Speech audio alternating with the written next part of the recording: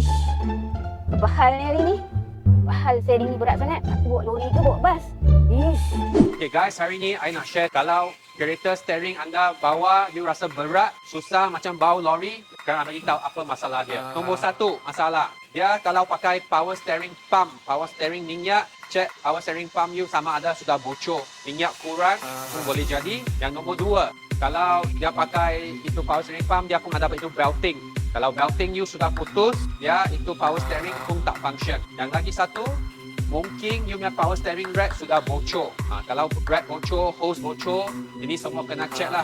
Sebab itu pressure sambung dari pump you pergi itu tank, pergi itu rack, dia punya pressure tak seimbang, dia pun boleh jadi itu steering berat. Last satu tip untuk you, check tayar angin.